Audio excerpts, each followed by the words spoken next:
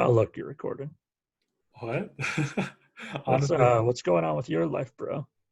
let me see. Man, it's been interesting. I was actually just telling Bethany this last night. So, and I think this is human tendency, but I've been realizing that I like butts. I tend to, um, I guess do things in my comfort zone. Like Yeah. I try to stay, like even subconsciously stay in my comfort zone. And over the last week or so, I've been when I have an idea, I try acting on it really quickly. Like that's Hmm. why I'm doing the business owners interviews.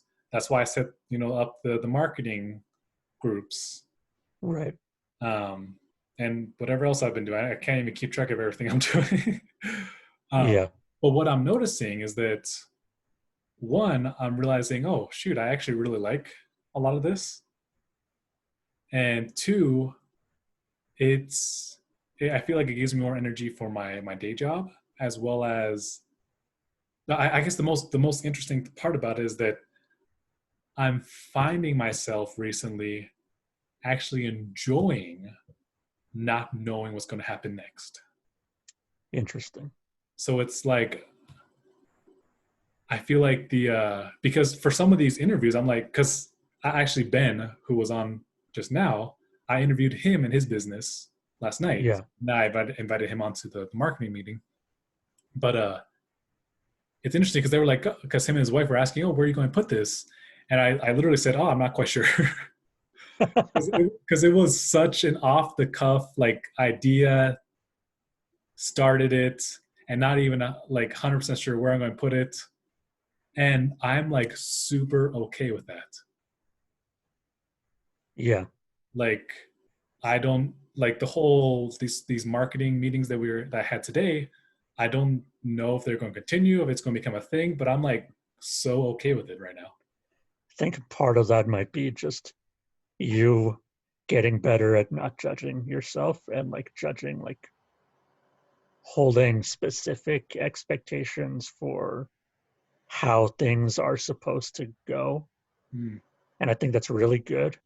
That's something that I'm trying to shake myself because I found that I tend to be I'm a very creative person. And the reason why I was drawn to writing to begin with, novels and stuff like that, was because I tend to visualize stuff in my head.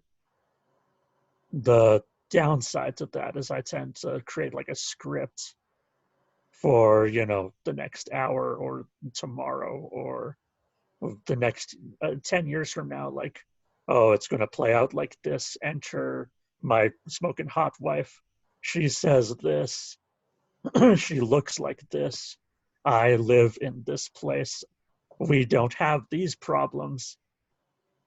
And none of that stuff, I'm realizing more and more, even if I was accurate, none of that stuff is entirely beneficial to me. It's good to have direction, but when you pressure when you put too much pressure in the details, the moment something is not perfect, you feel that hmm and you take a hit from it. for Not sure. a not in a good way. Yeah, for sure. And it's interesting because well, like you said, it's not it's good to have direction. There's nothing wrong with making goals and plans and everything. But what I'm finding for me, and this is, and to point something out, yeah, for sure, I think I was definitely over judging myself and kind of having certain expectations and whatever. But what I've been finding for myself is that by going more off the cuff, by just acting, by just doing, I'm actually finding the direction and the clarity as I go. Mm, okay. Like Okay, that's cool. like I actually feel like I have a lot more clarity over the last few days than I've had in the last few months. Yeah. Dude, me too. It's so strange how much we tend to parallel. each other in some ways, like without even planning it or like even really talking to each other. We sometimes just seem to be on a similar wavelength with things because the last couple days I've suddenly gotten a lot of crap together that I felt like, I won't even lie to you, the last like 6 months I felt like I lost something. Mm-hmm. Like fundamentally I lost something.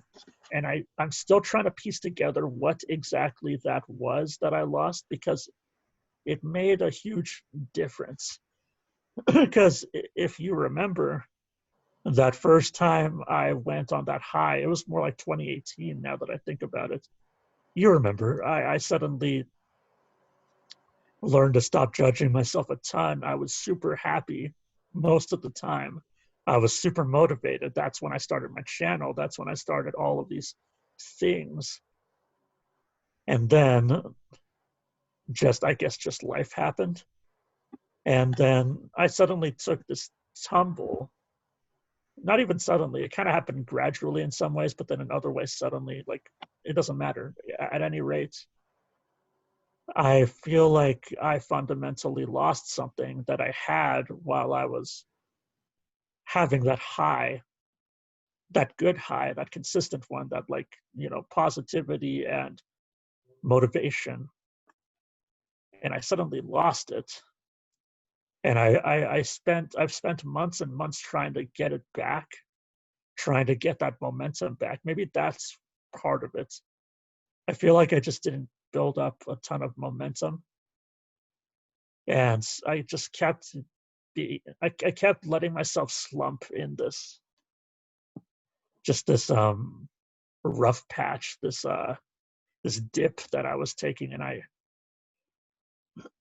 because it's so easy to stay there when you're in a low point. Like, it's easy to stay there because it tends to take just so much effort, and to your point, going outside of your comfort zone to climb out of there.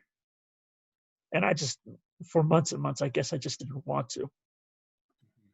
And suddenly, just like today, I woke up today early for the first time in months. It seems like a small thing, but it made such a difference today. I just feel happier.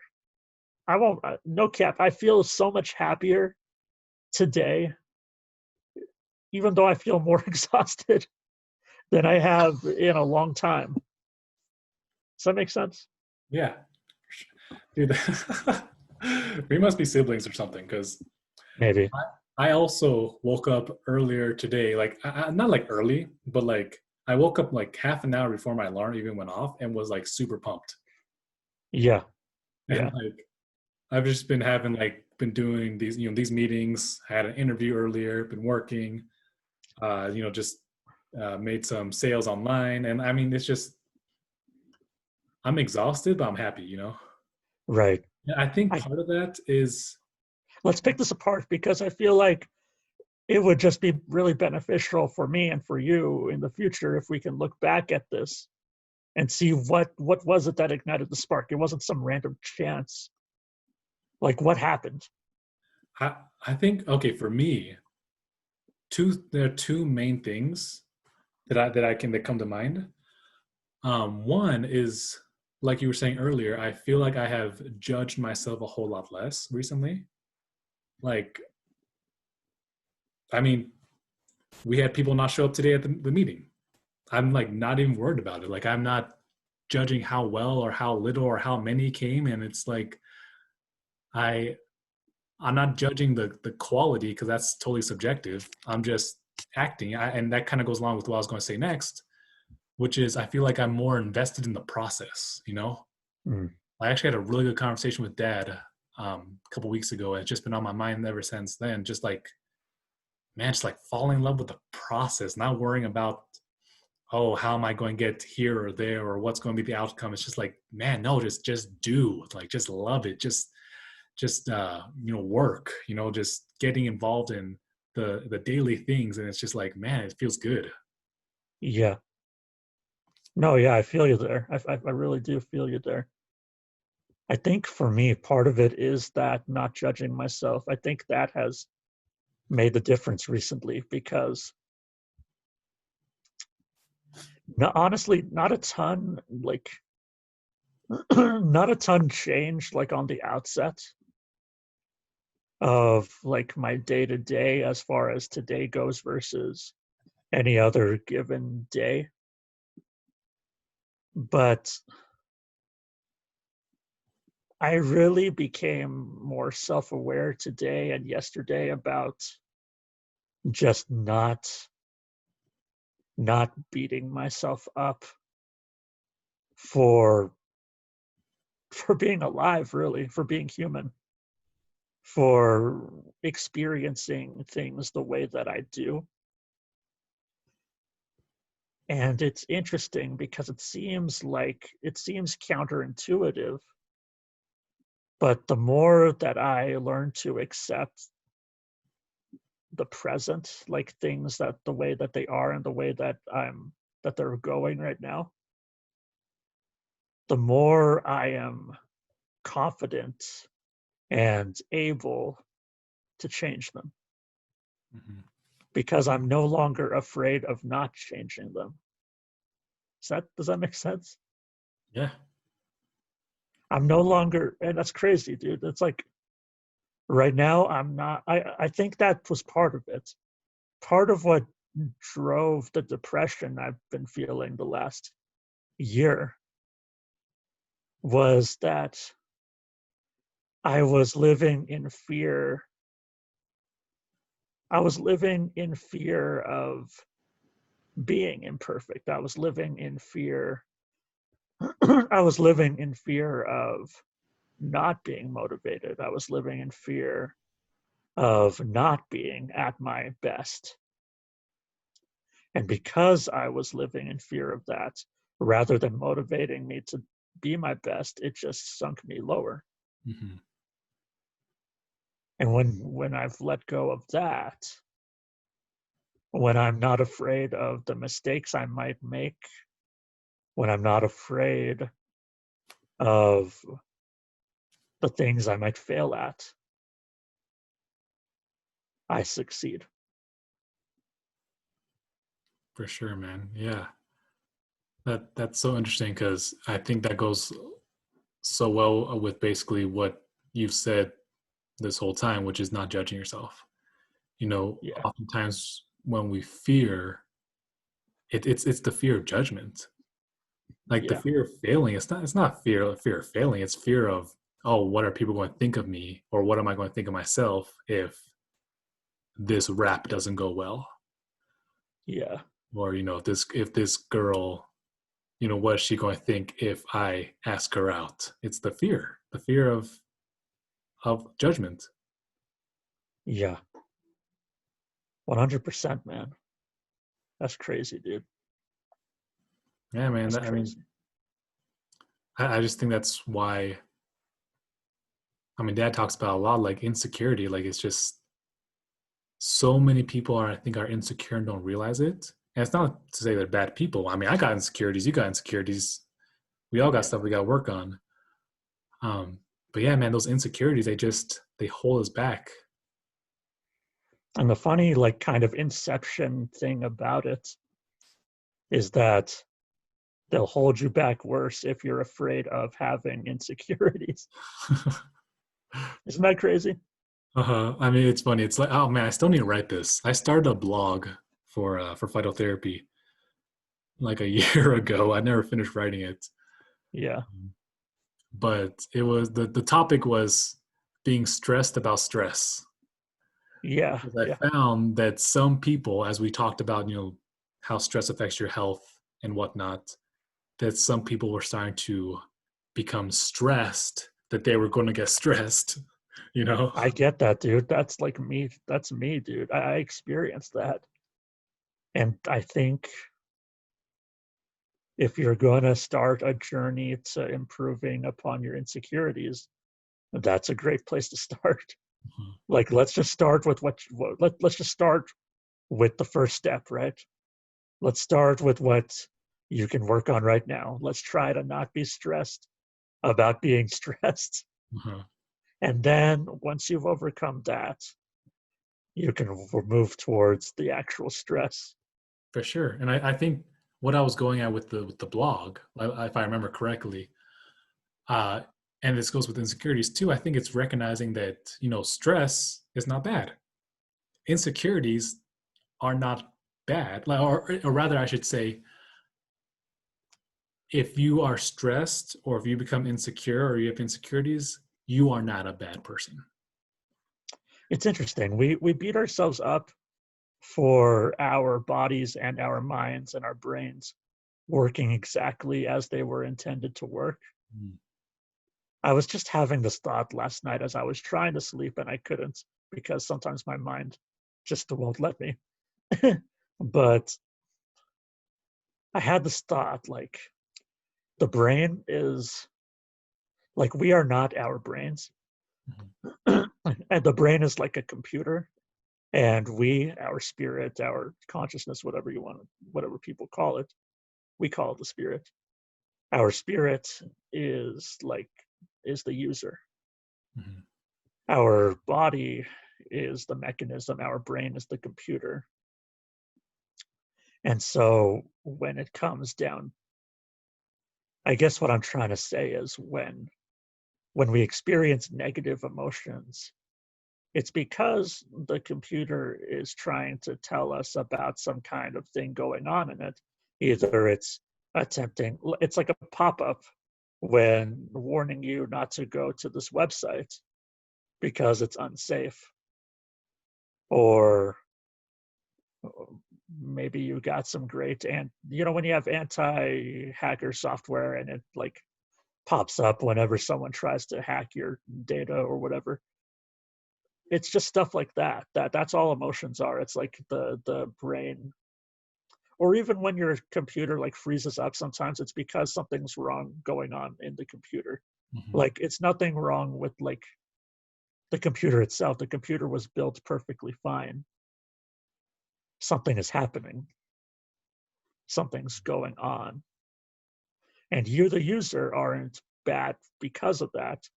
The computer's not bad because of that.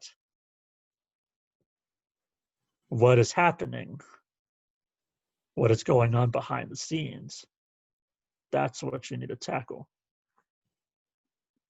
Dude, I love that. That's so true. The, amen.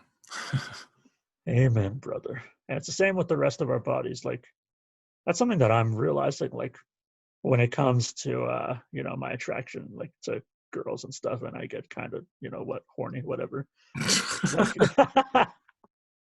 like any dude. And like a lot of people, you could argue a lot of people within religious communities tend to demonize the sexuality itself, when really there's nothing wrong with the way like our bodies were made. Our bodies were made perfectly fine the way they were intended to be made. There's nothing wrong with the user, there's nothing wrong with the hardware. It's the way in which we operate it, right? It's I guess what I'm trying to say is like, so when I have these emotions, I'm learning more and more not to demonize myself because of it, because that's just what happens, man. Like you have this crap happens. Mhm. It's how it functions. Like until I'm old and like have absolutely no more desire for these things, that's just how it's gonna that's just how it's gonna roll, like consistently. And that's okay. That's how it's meant to be. What makes a difference is, I'm gonna use a different analogy. We often say bridle your passions, right? And the metaphor is that you bridle a horse, right? Mhm. I find that metaphor interesting because when you tame a horse, you don't beat it into submission, or at least a good trainer doesn't beat a horse into submission.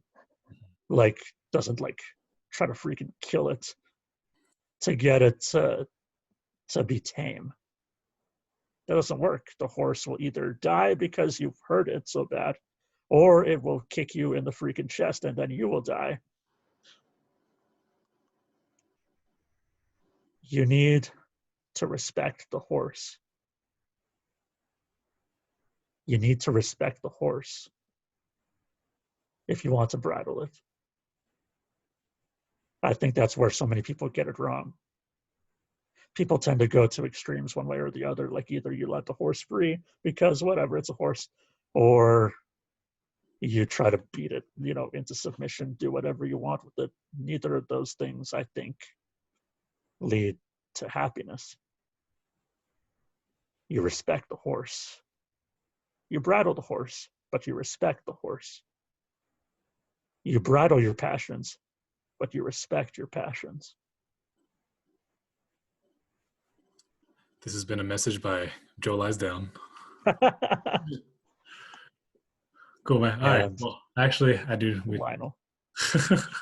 Dude, I'm so glad. It's probably a good thing DI was closed. Otherwise, that guy might have been leaving. But yeah, I do need to go. My wife's going to wonder where I am. All right, dude. Let's do this again sometime. For sure. Hey, real quick. Tomorrow with Becky, we're going to do some kind of like Metapure Team Giraffe chat like this. Oh, yeah. I'm down. Yeah, I think we should do like a Team Metapure or Team Giraffe stuff. I think that would be beneficial. It's funny how you don't even know where you're going to put some of these things on yet.